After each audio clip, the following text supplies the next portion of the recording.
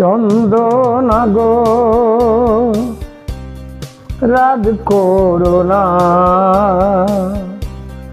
অভিমান করে বলো আর কি হবে। ও চন্দনা গো রাগ করো না।